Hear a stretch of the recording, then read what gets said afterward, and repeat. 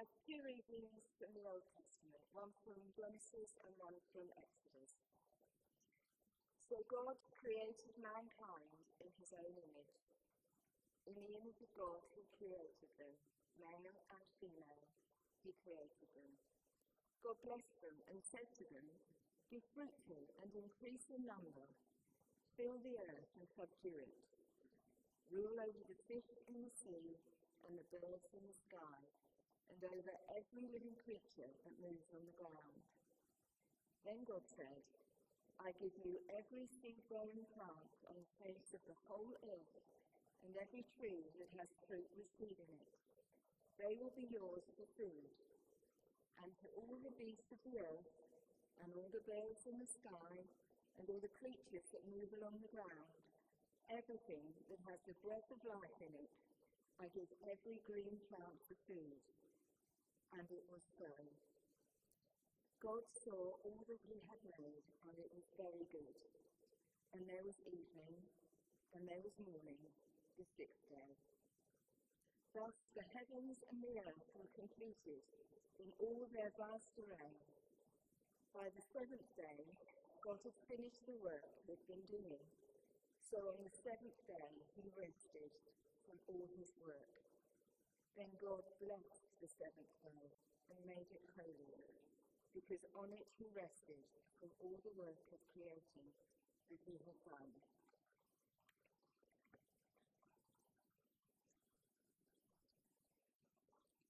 Remember the Sabbath day by keeping it holy. 6 days you shall labour and do all your work. But the seventh day is a Sabbath to the Lord your God. On it you shall not do any work, neither you, nor your son, nor your daughter, nor your male or female servant, nor your animals, nor any foreigner residing in your towns. For in 6 days the Lord made the heavens and the earth, the sea, and all that is in them. But he rested on the seventh day. Therefore the Lord blessed the Sabbath day and made it holy. This is the word of the Lord.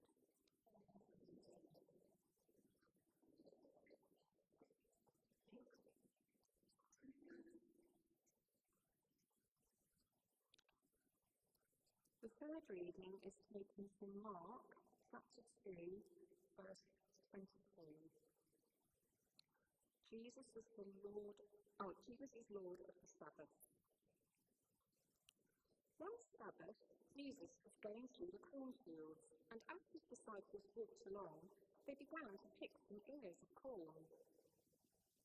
The Pharisees said to him, "Look, why are they doing what is unlawful on the Sabbath?"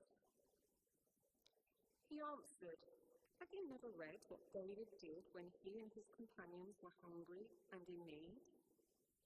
In the days of Abiathar, the high priest, he entered the house of God and ate the consecrated bread, which was lawful only for priests to eat.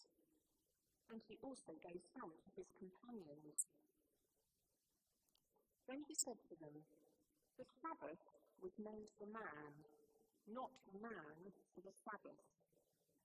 So the Son of Man is Lord even of the Sabbath." This is the word of the Lord.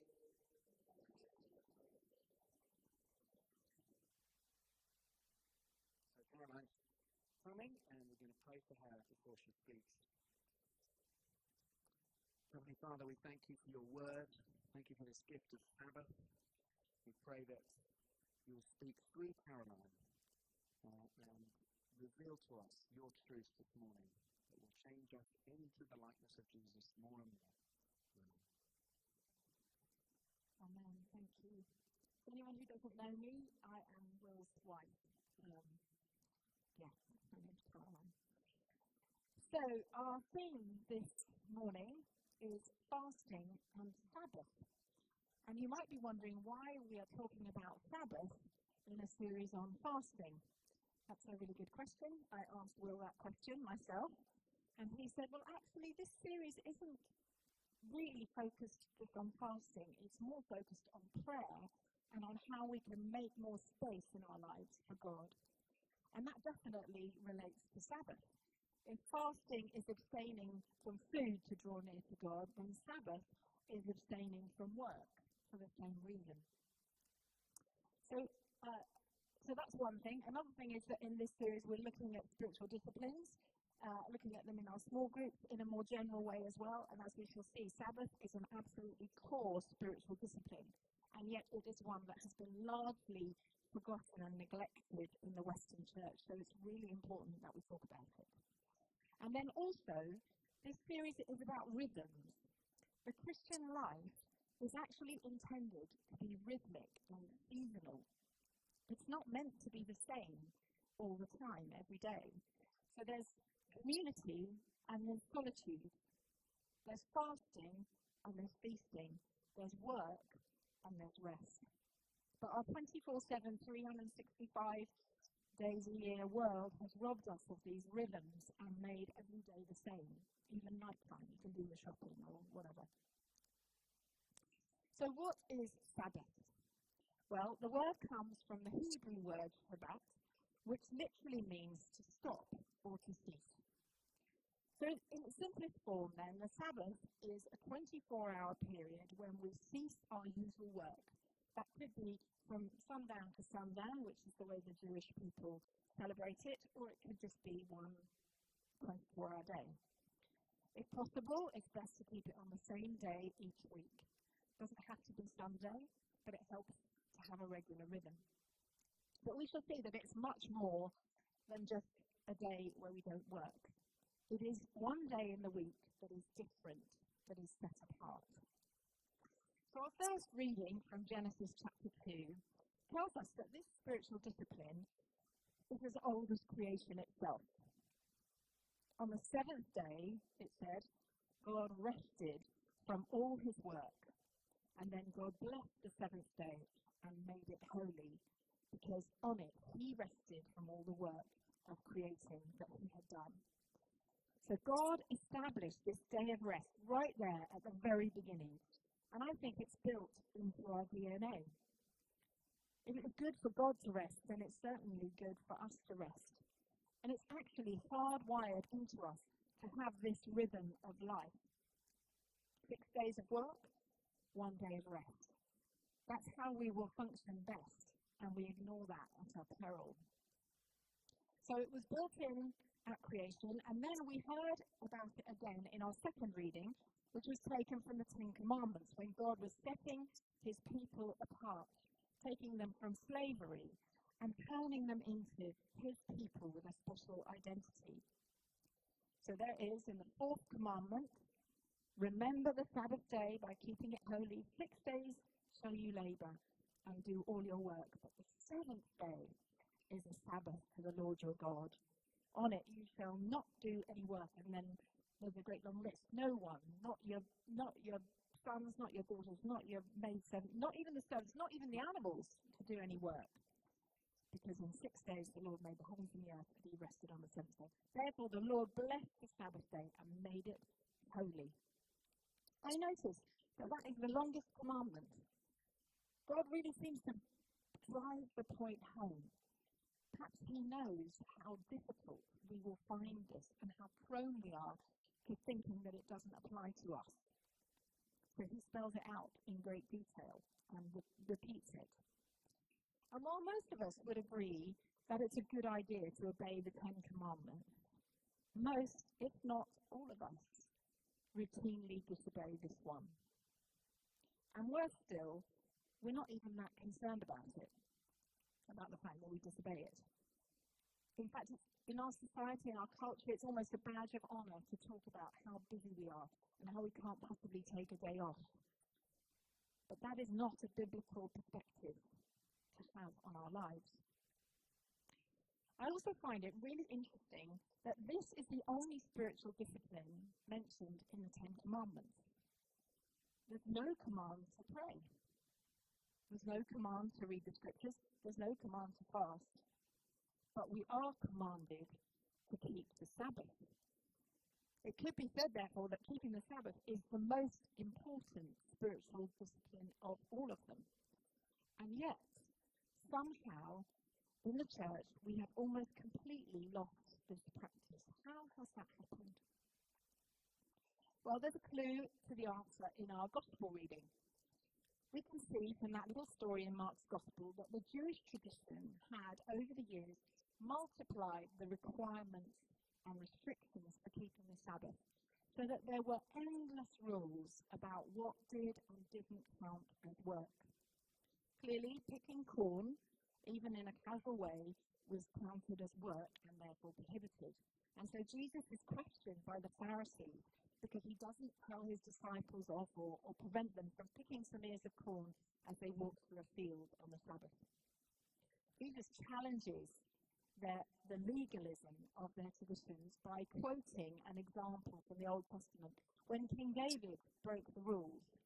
And then in verse 27, he says these famous words, "The Sabbath was made for man, not man for the Sabbath." Here, Jesus is emphasizing the God-given purpose of the Sabbath. This is a day intended to bless us for our spiritual, mental, and physical restoration. And he is challenging their legalistic approach. It's not about the rules.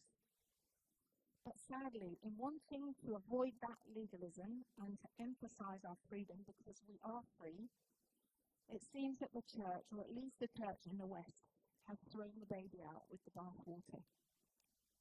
This has been a terrible loss and a crisis of stress and busyness and anxiety that is not only epidemic in our culture, but also, sadly, rife in the church, is surely not unrelated to the loss of this practice.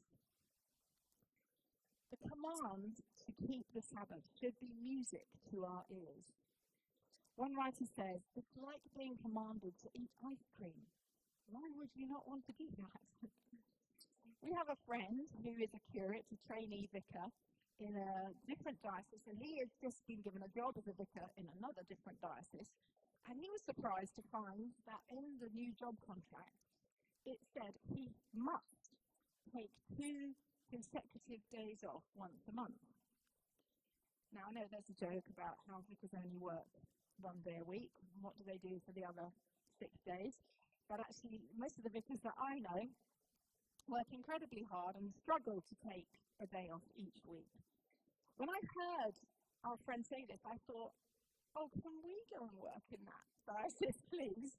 Or could our diocese take on that instruction? Because it was music to my ears. Why are they saying that? They're saying that because it's good for the vicars. It presumably helps them not to burn out and helps their marriages and their families not to fall apart. It's good for them, and that in turn is good for their churches. It would seem very strange to get offended by that instruction, and yet some of us feel offended by God telling us that we need to rest, even though his intentions are similarly only for our health and blessing. I just want to mention a particular teacher called John Mark Comer. I'm sure some of you are familiar with him. He's written a book called The Ruthless Elimination of Hurry, which is a really excellent book, and he has a really good teaching on Sabbath in that. And he's also he's producing podcasts all the time, the John Mark Comer Teachings podcast. You will find 4-hour-long podcasts on Sabbath. I highly recommend them to you if you want to dig deeper into this. And a lot of what I'm sharing comes from his teaching, so I need to give him credit. Now, John Mark Comer says that the biblical understanding of Sabbath is not about a bunch of rules. You must do this, you mustn't do that. But to give us the flavour of it is that it should contain 4 elements. A Sabbath is different from a day off in that it should contain these 4 elements. And they're as follows. The first one is stopping. So, to stop. Stop working for a day. That's hard. That's hard to do.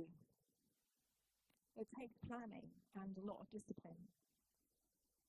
But if we can, it reminds us that God is God and I am not. And the universe won't fall apart if I rest for a day.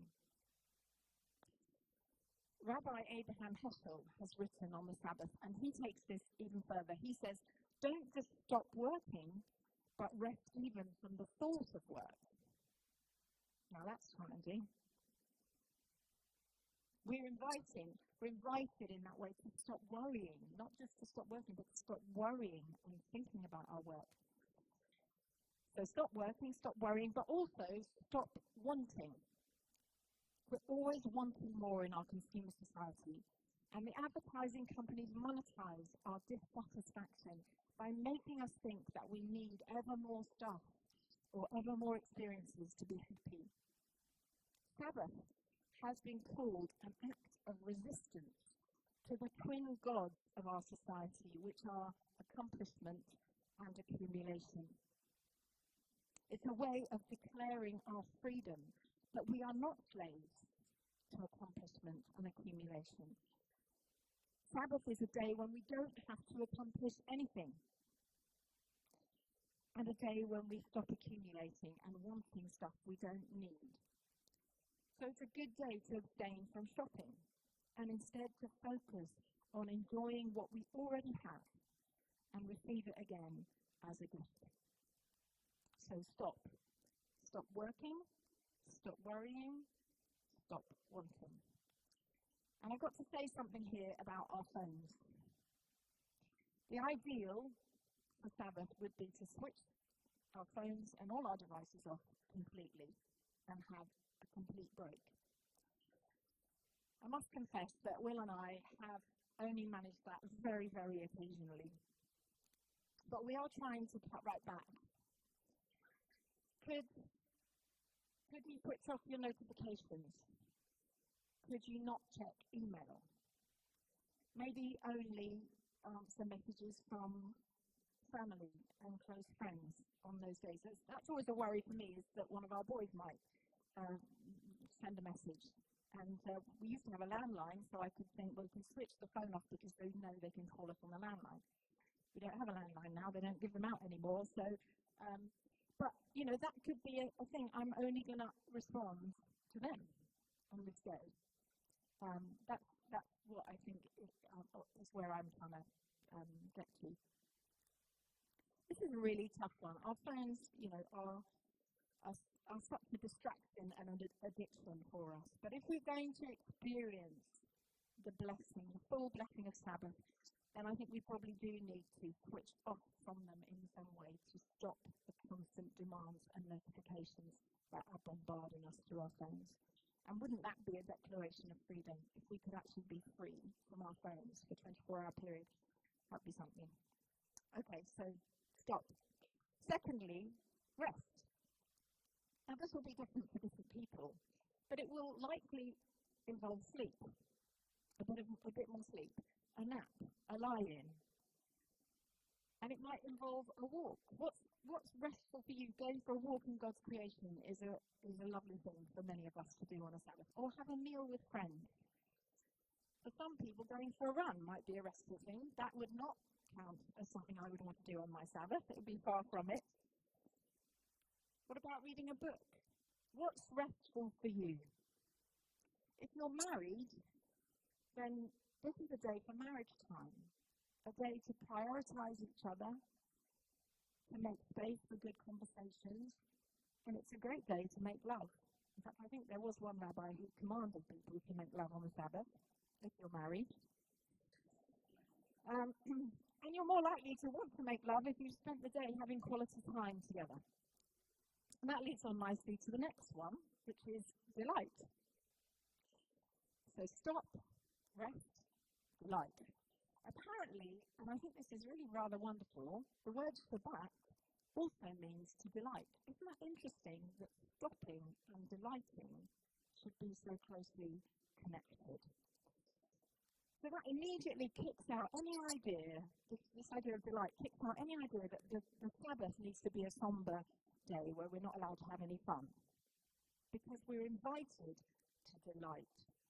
It's a day when God invites us to delight in Him, in His creation, and in the gift of life in His world.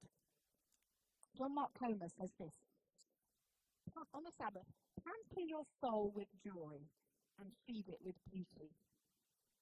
Pamper your soul with joy and feed it with beauty. Isn't that a lovely idea? He encourages us to save up all of our favourite things and enjoy them on the Sabbath. What an invitation.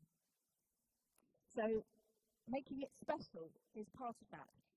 Eat special food. Maybe you wear special clothes. My father always polished his shoes and wore his best suit on a Sunday, and that was one of his ways of marking the Sabbath out. You have special rituals that you do. Obviously, the Jews start their Sabbath by lighting, not obviously, they do start with the Sabbath by lighting special candles and saying a special prayer over the first meal. That's a lovely thing to do. John Mark Comer's family start their Sabbath every week with a special meal, and for dessert, apparently, they always bake a giant cookie. He's got 3 kids, and they tip a whole tub of ice cream onto this hot giant cookie that's just come out of the oven, and then they all pop in. And that is that's a ritual that they do to kind of say, here we are, we've arrived at Sabbath. And it's part of entering into that day of rest. That might sound sickly to you, or it might sound delicious, but it's that thing about setting the day apart. It's a bit like Christmas. You eat certain foods and you have little rituals that make it special. That, again, it requires planning and it requires preparation. And Jews used to have the day of preparation to help prepare for Sabbath. And so ideally, and if you are lucky enough to have a Monday to Friday kind of job, then Saturday could be your day of preparation where you get all your jobs done, and then Sunday can be a day of rest. But I know that doesn't apply to everyone. But if we can plan ahead and say no to some things in order to say a greater yes, then that will be such a blessing. So stop, rest, delight, and the last one is worship. Gathering together with other Christians and the family of God is a great Sabbath activity. So Sunday is, for most people, the best day for Sabbath. But it's wider than that. It's about cultivating a worshipful attitude, receiving everything as gift and allowing it to point us back to God in gratitude and adoration. So what points your heart towards grateful recognition of God's reality and goodness? Spend time doing that on the Sabbath. And you might notice a progression there. And as we stop, we can rest. And as we rest, we have the space to find joy and delight in things. And as we delight, it points us back to the giver, the one who's given us every good gift. And so that leads us to worship. So when we view Sabbath in this way, we can see how it is both a kind of fasting, because we're refraining from work and shopping and technology, and at the same time, it is also a wonderful contrast to fasting. It's a day to feast and to celebrate, to enjoy God's good gifts and blessings, and to delight in them. John Mark Comer says it is by far and away his favourite day of the week and his children's. Now, what I've told you there is the ideal. But probably most of us are thinking, I can't possibly do that. And I'm sure there are hundreds of, but what about this? But what about that in the room? But I work shifts. I can't take a regular day. Or, but I have a partner who's not a Christian. Or, but I'm retired, so every day is much the same. There'll be loads of buts around, and I can't mention them all. What I'm wanting to do today is give you a picture of how precious this gift is and what a blessing it could be in your life at whatever stage of life you are in. I can't answer all the questions and objections here, but I would really encourage you, those of you who are in a small group, to take one of the sessions this term and look at this thing of Sabbath and try to flesh out together those practicalities and help each other to think about it together, because it's so important, and it isn't actually in the book of disciplines that we're looking at this term. So you need to make space for that, but I really encourage you to do that. And you can only start where you're at and do what you can. I want to give a word about practicing Sabbath when you have young children. Because I'm sure many parents here are thinking, how am I supposed to take a rest from parenting? That's not a thing. Children are there all the time and there is no rest. Or a lion, well, that would be a miracle. But nevertheless, I would encourage you not to wait, but to try to start now. And you'll need to be creative. And a big part of your focus will be on how you can make the Sabbath a day of delight for your children, which might mean it's not as restful for you as it could be. But if you can do that, it will be one of the best gifts that you can give them. When our boys were little, and we take Sabbath on Fridays because Sunday is a working day for Will, and so that's been a really mixed thing, because for our marriage, I think that having a day off in the week together has probably been a really key part of sustaining our marriage over the last 33 years, and particularly through ministry life, because we've had that time together on our own. But it meant that we only had that bit after school with the boys. But one of the ways that we did that with them was that one of us would have special time with one of them every Friday after school, and that was an hour and a half after school where they could say what they wanted to do with us. It was their choice. So if they wanted to go to the cafe, then we'd go to the cafe, and if they wanted to play a game, we'd play a game. It was their choice what we would do, and that was special time on Fridays was a special thing. But I'm not sure that our boys got the full flavour of the gift of Sabbath from us, which I feel sad about. If two people are parenting together, then obviously you can help each other by giving each other a couple of hours to enjoy some Sabbath time alone, or do something that you love, and then make the rest of the day focused on having special family time together, making it fun for the children. If you're parenting on your own, could you get together with someone else who's parenting on their own and see if you can help each other to do this, or enlist other family members?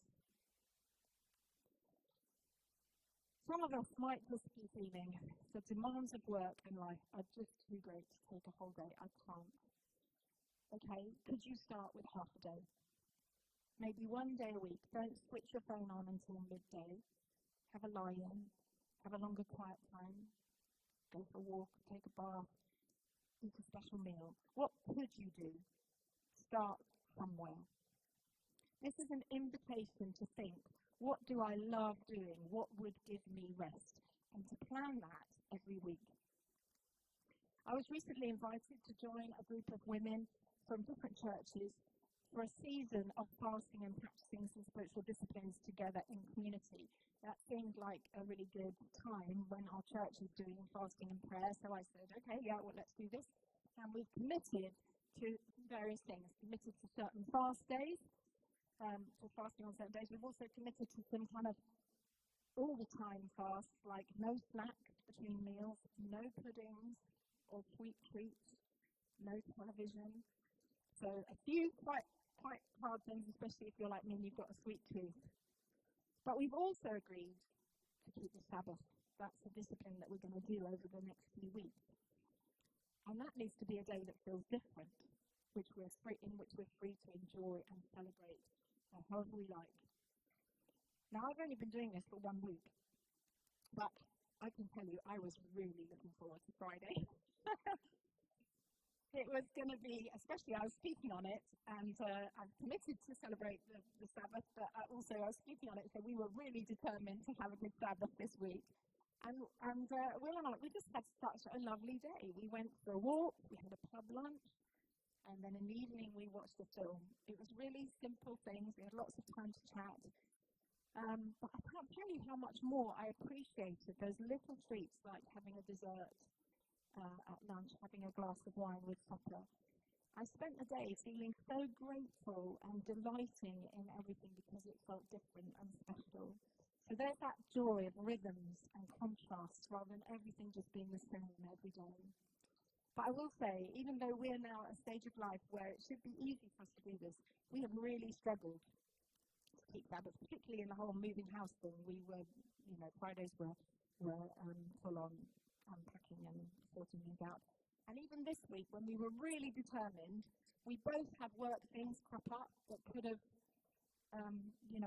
distracted us, but we both could have said, do we really need to deal with this today, or could it be put off? And we managed to delay and, had to stop each other from talking about work. It's difficult. It takes discipline and determination and practice and trial and error, so it's something we can have a go at. But the Lord invites us to take a holy day like that, not once in a blue moon, but every week. And if we did that, how would it change our emotional well-being and our spiritual health? I believe it's absolutely key to us staying the course for the long haul. And more than that, I think it would transform our witness in the world, because it's so countercultural.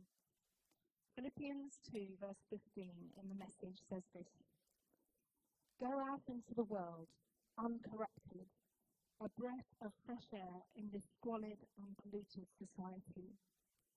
Provide people with a glimpse of good living and of the living God."